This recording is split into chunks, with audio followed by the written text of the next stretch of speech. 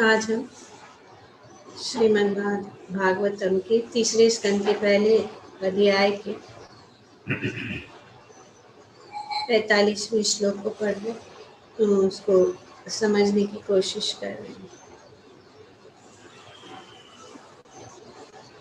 अनेक अनेक प्रश्न विदुर ने इस अध्याय में पूछे। अब वे कह रहे हैं, भगवान के विषय में बता रहे कि अतएव हे मित्र, उन भगवान की महिमा का कीर्तन करो जो तीर्थ स्थानों में महिमान्वित किए जाने के निमित्त है। यहाँ पे भगवान की महिमा इन कुछ श्लोकों में भगवान की महिमा का वर्णन किया जा रहा है कि सब जो लोकपाल अखिल लोक पाना, ये सब जो है भगवान के जो है अधीन है। वे उनके आज्ञा अनुसार कार्य करते हैं। पापा जी अपने तात्पर्य में बताते हैं कि ये सब जो सूर्य, चंद्र, वायु, इंद्र, ब्रह्मा जी जो है, ये सभी भगवान के आज्ञाकारी सेवक हैं। और जब भी विभिन्न ब्रह्मांडों के असंख्य लोगों के प्रशासन में कोई विपत्ति आती है तो उनके शासक भगवान से प्रकट होने के लिए प्रार्थना करते हैं और वे प्रकट होते हैं। सब कुछ भगवान के नियंत्रण में चल रहा है और सबको अपनी अपनी जिम्मेदारी दी गई है और वे जो है वे जिम्मेदारियों को अच्छी तरह से मना रहे, वे कर रहे हैं। और अगर कोई विपत्ति होती है तो वे भगवान से, जो उनको हैंडल नहीं कर सकते, तो वे भगवान और भगवान के अनेक अनेक अवतार हैं, भगवान के अनेक अनेक अंश। प्रभुपाद जी बताते हैं श्रीमद् भागवतम में पुष्टि की गई है और ये इम्पोर्टेंट श्लोक है, हम सबको जानना जरूरी है, जिसमें बताया गया कि सिर्फ भगवान कृष्ण ही स्वयं भगवान है और सभी जो है भगवान के अंशों के अंश। एते चामसा कला अनेक अनेक जो भगवान के अंश है, उन सभी अंशों में से कृष्णास्तु भगवान स्वयं, और यही स्वयं भगवान जो है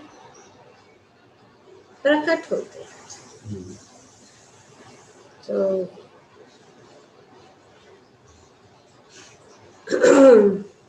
अनेक अनेक युगों में और कभी कभी अपने स्वयं रूप में भी प्रकट होते हैं। हर युग में जब भी आज्ञाकारी शासकों पर कोई विपत्ति आती है तो भगवान प्रकट होते हैं।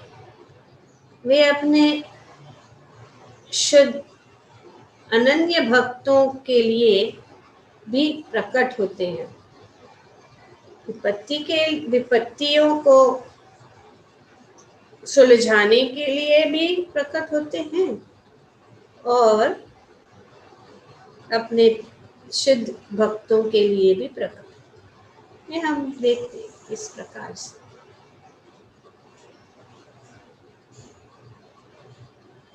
शरणागत शासक तथा शुद्ध भक्तगण सदैव भगवान के कठोर नियंत्रण में रहते हैं। वे हमेशा जो है भगवान के नियंत्रण में रहते हैं और वे कभी भी भगवान की इच्छाओं का उल्लंघन नहीं करते, इसलिए भगवान सदैव उनका ध्यान रखते हैं। तो ये भक्तों का ये गुण है कि जो भगवान के जो नियम भगवान जो बताते हैं उन नियमों के अनुसार चलते हैं। और जब वे चलते हैं इस प्रकार से तो भगवान जो है हमेशा उनका ध्यान रखते हैं।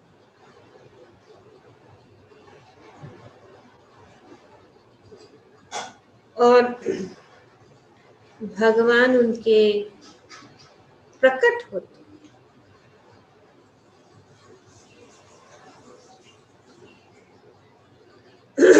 जिस प्रकार से यहाँ पे उन्होंने शुद्ध भक्त यदुओं के परिवार में वे प्रकट हुए, उदाहरण दिया जाए। और जब जहाँ पर भी भगवान, जैसे कि प्रभुपाद जी बताते हैं, भगवान का स्मरण और भगवान को तीर्थ कीर्ति कहते हैं। और सबसे जो गहराई से भगवान का स्मरण तीर्थों में होता है, क्योंकि वहाँ का माहौल जो है अनुकूल है। और यही उद्देश्य। कोई कहेगा कि पता नहीं ये जगह ये स्थान सही है कि नहीं, पर उद्देश्य को देखो। कौन जानता है कि वृंदावन है कि नहीं, या था कि नहीं, या तीर्थ था या नहीं था। पर जहाँ पे भगवान का स्मरण होता है वही तीर्थ स्थान है। जहाँ पे भगवान का कीर्तन होता है वही तीर्थ स्थान है।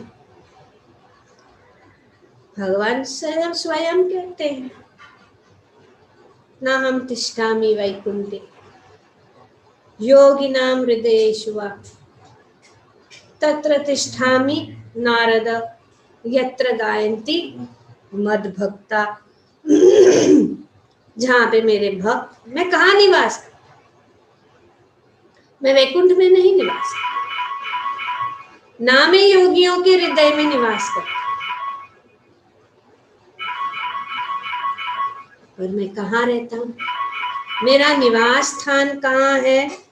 मेरा निवास स्थान वहाँ है जहाँ पे भक्त जो है मेरा गुणगान।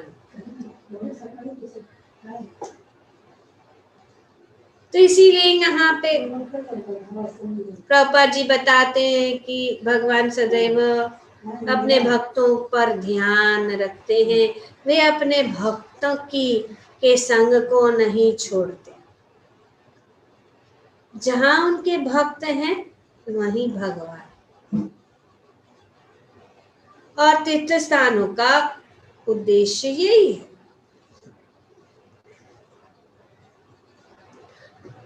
तीर्थ कीर्ति, तीर्थ स्थानों में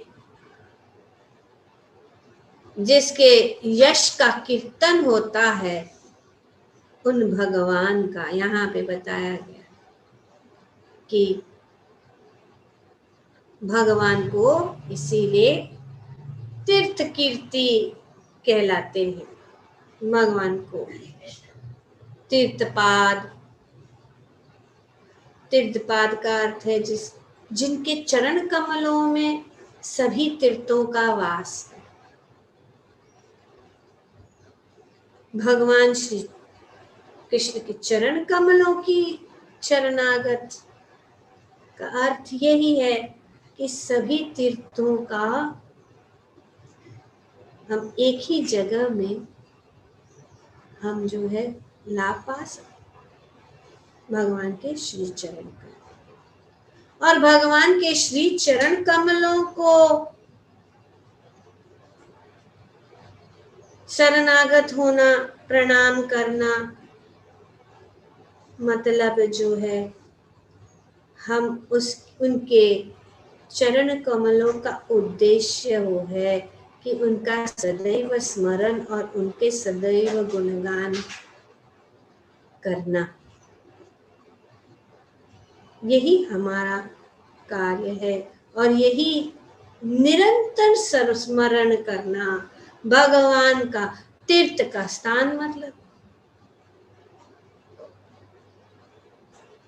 भगवान के निरंतर स्मरण करना, तीर्थ स्थान की यात्रा करने का उद्देश्य भगवान की महिमा के गायन का अवसर प्राप्त करना। इसीलिए तीर्थ स्थान जाते हैं और तीर्थ स्थान जाने का उद्देश्य यही है कि हम भगवान की महिमा को सुने। प्रभुपाद उदाहरण दे रहे हैं कि आप आज भी, यद्यपि समय बदल चुका है और ये हम साक्षात देखते हैं कितना समय बदल चुका है।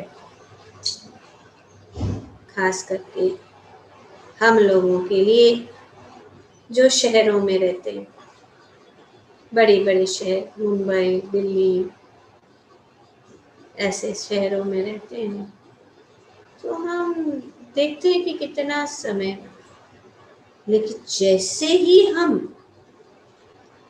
तीर्थ स्थानों में जाते हैं तो पूरा जो है माहौल बदल जाता है। क्योंकि जहाँ पे भी हम कदम रखें तीर्थ स्थलों में, भगवान के नाम का गुणगान, भगवान की महिमा का गूंज, यही हमारे कानों के अंदर गूंजता रहता है और कुछ। जहाँ भी हम देखते हैं सिर्फ भगवान के साथ संबंधित चीजों को देखते हैं। भगवान प्रभुपाद जी उदाहरण देते हैं, मथुरा तथा वृंदावन में अगर हम जाए और हमें अवसर प्राप्त हो तो हम देखते हैं प्रातः काल सुबह सुबह हम 4 बजे, 4:30 बजे हम जो है शंखों का गर्जन,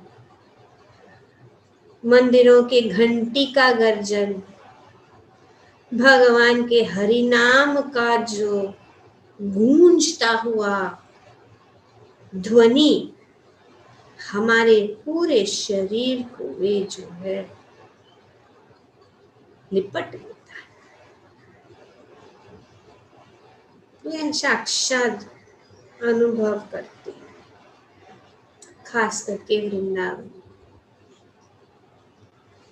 जिस किसी को मिलो उनके मुख के ऊपर भगवान का नाम है, चाहे वो रिक्शा वाला हो, चाहे वो ठेले वाला हो, चाहे वो भक्त हो, या कोई ऐसे ही वहाँ पे आ जाता है। कभी कभी हम देखते हैं कि शहरों से ऐसे घूमने के लिए आ जाते हैं, वे भी मग्न होके नाचते हैं, गाते हैं, भगवान का नाम लेने लग जाते हैं।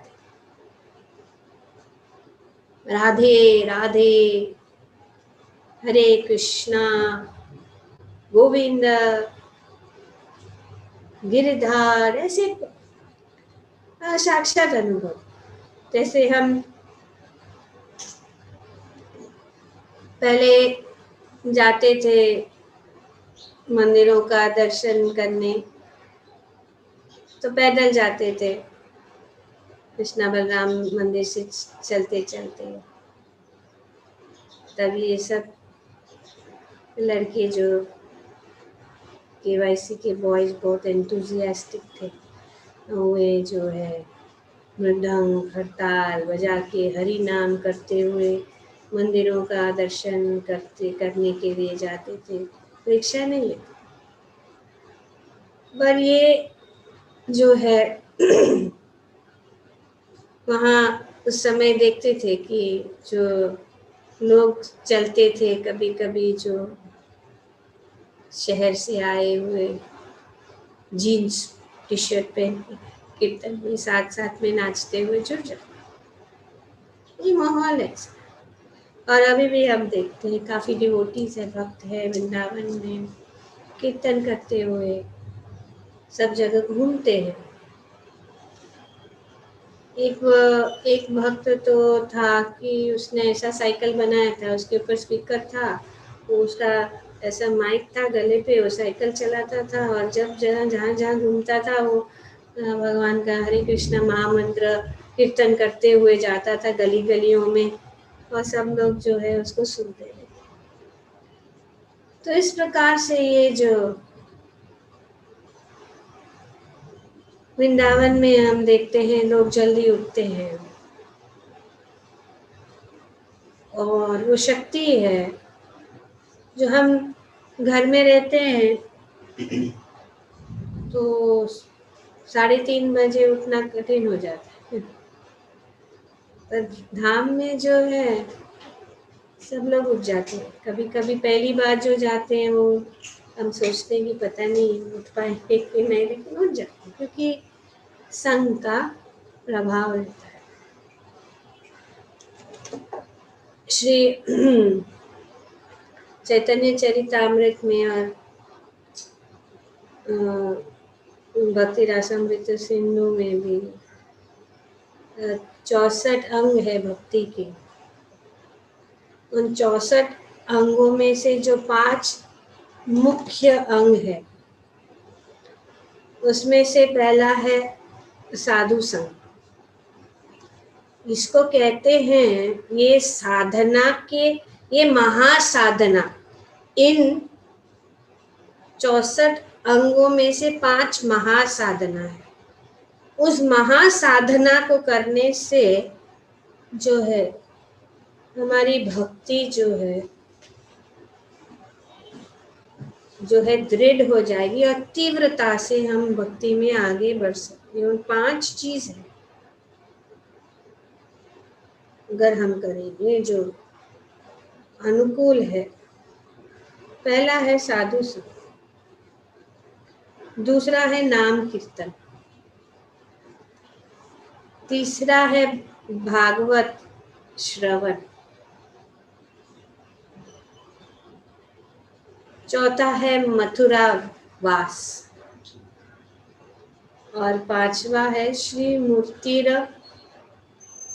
श्रद्धाय सेवना। ये 5 चीजें हैं। और साधु संग मुख्य है, और ऐसे साधु संग जो है हमें बहुत आसानी से तीर्थ स्थलों में मिलते हैं। जैसे वृंदावन में हम जाते हैं तो हम देखते हैं कितने भक्त हैं, और उनको देख के ये संग का प्रभाव, अकेला नहीं जाना चाहिए तीर्थ स्थान, सिर्फ फैमिली को लेके हम, ठीक है, नहीं कुछ करने से और कहीं और जाने से वहाँ अच्छा है।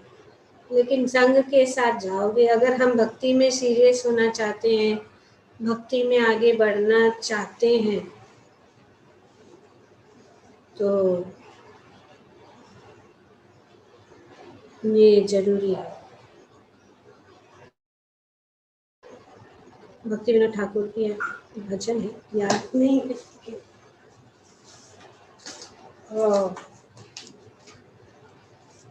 बताते हैं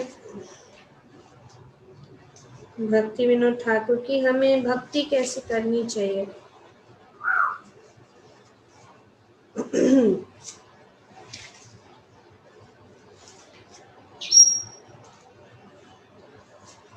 इसमें ये एक अंग है कि किस प्रकार से हम धाम में जाना चाहिए। शुद्ध भगत चरण रेणु भजन अनुकूल, भगत सेवा परम सिद्धि प्रेमलति कर मूला। शुद्ध भगत चरण रेणु भजन अनुकूल। तो यहाँ पे बताया कि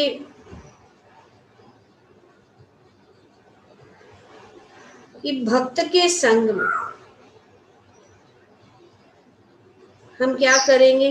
गौर आमार जे सब स्थाने कोरिल ब्रह्मन रंगे, से सब स्थाने हरिबो हमें प्रणय भक्त संगे। यहाँ पे कैसे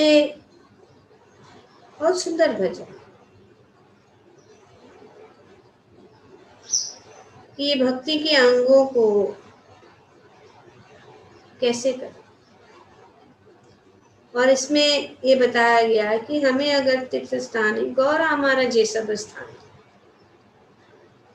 सभी स्थानों में जहाँ जहाँ श्री चैतन्य महाप्रभु या भगवान के जो लीला स्थलियां हैं, मैं वहां पे कैसे जाऊंगा। मैं वहां पे भक्तों के संग में जाऊंगा। All those places where Lord Gaurachandra visited, travel for pastime, I will visit in the company of loving devotees. तो ऐसे करने से प्रभाव, अभी वृंदावन गए, भक्तों को देखा, सब लोग मंगल आरती के लिए प्रातःकाल उठ रहे हैं, भगवान का गायन कर रहे हैं, तो उसका असर जरूर होता है। आने के बाद रिचार्ज ऑफ बैटरी हो जाता है। अभी ये भक्त लोग, अभी ये हमारा अनुभव है, जब ये दयालु गोविंद, अभिजीत चरण, अद्भुत चरण, ऋषिकेश, ये सब 7, 8, 9, 10 साल 12 साल के थे। वहाँ गए तो इतना एंथुसियास्टिक हो गए कि अभी तो हम लोग रोज मंगल आरती करें। मंगल आरती वहाँ पे खेत करके वापस मुंबई आए तो सुबह सुबह जीवी में देकर सुबह का मंगल आरती कर, तो ये प्रभाव उनके ऊपर प्रभाव, मंगल आरती करना। और हमारे ऊपर भी हम अनुभव, ये साक्षात हमने देखा है कि हुआ है। और जितना हम वहां रह के जो भक्ति के अंग को निभाएंगे और उसका लाभ लेंगे, तो जरूर जो है हम प्रगति कर सकते हैं। ऐसे तीर्थ स्थल की शोभा है कि मनुष्य को स्वतः भगवान की पवित्र महिमा का स्मरण हो आता है। ये महिमा अपने आप कुछ करने के लिए, तो इसीलिए तीर्थ यात्रा में या धाम यात्रा करना जरूरी, क्योंकि जो कठिनाई से शहरों में होता है वो अपने आप जो है तीर्थ स्थानों में जाने से हो जाता है। वहां जाने से फिर हमें वो जो है, वो जो माहौल है, जो भक्ति की शक्ति हर जगह घूम रही है, उस शक्ति को हम प्राप्त कर सकते। भगवान का नाम, यश, गुण, रूप, लीलाएं तथा साज सामग्री भगवान से अभिन्न है, अभिन्न है। भगवान का नाम में और भगवान, साक्षात भगवान में कोई अंतर नहीं है। अतएव भगवान की महिमा के कीर्तन से भगवान की साकारात का आवाहन होता है। इससे हम आवाहन करते हैं। अब कल जैसे कि यज्ञ हुआ था, तो वो मंत्र के द्वारा, नामों के द्वारा अनेक जो देवता या भगवान या हमारे सब परंपरा के को आवाहन और भी उपस्थित हो जाए, दिव्य उसकी शक्ति का लाभ हमें मिल जाता है। ये साधारण चीज नहीं।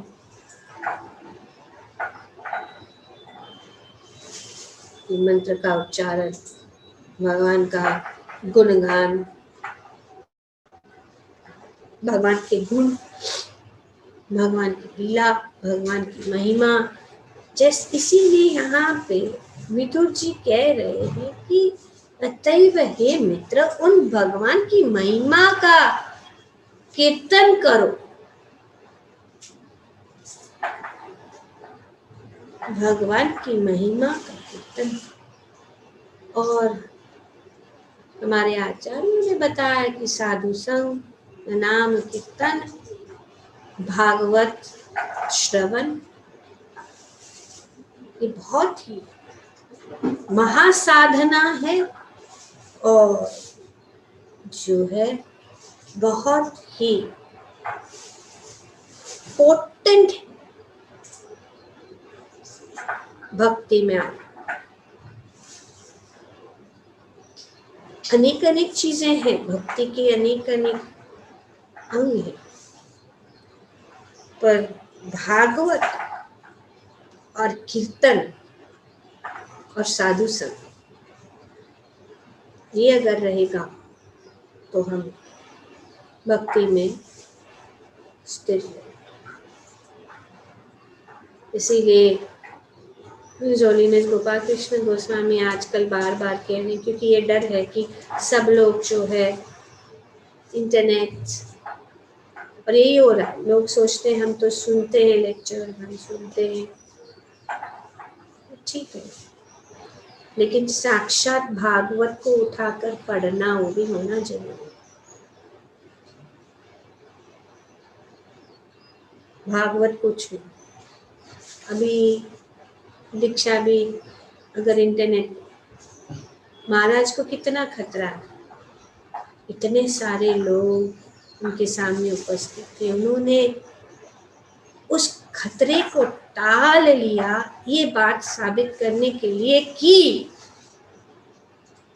साक्षात जो संग, उनका संग उन्होंने सबको दिया और सबको उनका संग प्राप्त हुआ, एक दूसरों का संग प्राप्त हुआ।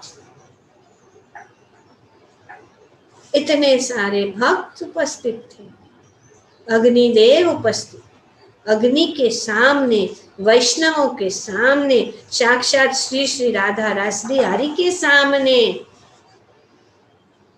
हम सब ने उस कृपा को पाई, अनुकूल अच्छी से।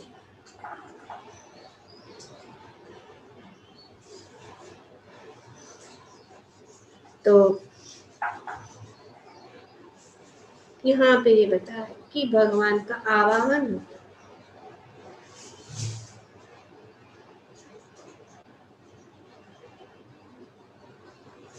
किसी भी समय या किसी कहीं भी शुद्ध भक्त गण मिलकर भगवान की महिमा का कीर्तन करते हैं तो निस्संदेह भगवान आकर उपस्थित होते हैं। हमारे ये दिव्य दृष्टि से है, इसमें कोई संदेह नहीं। मुझे नारद मुनि डेफिनेटली, हनुमान जी डेफिनेटली, ब्रह्मा जी, नारद, सब कोई जो वहां पे उपस्थित भगवान स्वयं वहां पे, और जहाँ भगवान है सब भक्त वहां पे इकट्ठा हो जाते।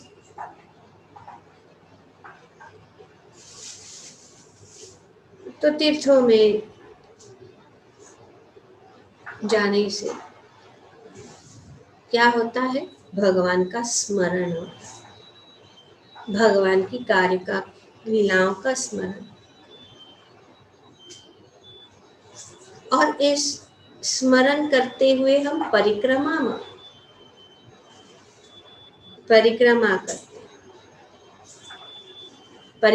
करते हैं कृष्ण बलराम मंदिर या अग्रसेन आश्रम से शुरू करते हैं। तो चलते चलते फिर हम कृष्ण बलराम पेड़ को देखते हैं। तो फिर ऐसे जैसे रास्ता मुड़ता है तो वहाँ पे बारह घाट आता है, और जैसे जैसे आगे जाते हैं तो गो घाट, जहाँ पे इस्कॉन का गौशाला है। और ऐसे करते करते हम स्मरण करते हैं। और फिर कालिया घाट आता है। फिर कालिया घाट में भगवान का स्मरण होता है, उनकी लीलाओं का स्मरण होता है, और भगवान ने किस प्रकार से लीला की। और धीरे धीरे चलते चलते हम द्वादश आदित्य टीला को पहुँचते हैं, जहाँ पे सबसे प्रख्यात मदन मोहन जी का मंदिर है। उस टीले के ऊपर, उसके ऊपर चढ़ते हैं, फिर देखते हैं, स्मरण करते हैं किस प्रकार से भगवान को गर्मी देने के लिए द्वादश आदित्य, 12 सूर्य का तेज भगवान इतने महान है। इनको ठंडी लगती है तो ऐसे थोड़ा अग्नि के सामने नहीं, उनको चाहिए कितने 12 सूर्य। फिर मदन मोहन की मंदिर का महिमा, फिर सनातन गोस्वामी, और ऐसे करते करते फिर हम यमुना के तट से गुजरते हुए इमली तला की ओर जाते। इमली तला में श्री भगवान का सुंदर लीला, इस प्रकार से भगवान ने श्रीमती राधा रानी के वियोग से उनका शरीर का रंग जो है सुंदर स्वर्ण गोल्डन। और फिर जब चैतन्य महाप्रभु गए तो उन्होंने श्याम रंग। तो बहुत सारी ये सब लीलाओं का स्मरण होता है, स्थान है। और फिर हम जाते हैं श्रृंगारवट और क्षीर घाट, जहाँ पे भगवान ने गोपियों का वस्त्र चुराया था। फिर चलते चलते केशी घाट की ओर, यमुना जी की और नज़दीक से चलते चलते फिर वंशीवट में जाते हैं। फिर जगन्नाथ मंदिर आता है। तो इस प्रकार से हर जगह जो है भगवान की लीला का स्मरण, भगवान का गुणगान, भक्तों के संग में कीर्तन करते हुए हम भ्रमण करते हैं। और इस प्रकार से हमारा जीवन जो है सफल हो जाते हैं। भगवान ने स्वयं कहा है कि जहाँ उनके शुद्ध भक्त उनकी महिमाओं का गायन करते हैं वहाँ वे सदैव निवास करते हैं। भगवान वहीं पे, और ये स्वयं भगवान ने कहा। जहाँ पे मेरा कीर्तन होता है मैं वहाँ पे निवास करता हूँ। ग्रंथराज श्रीमद् भागवतम की जय। ओम तत्सत। Thank you very much.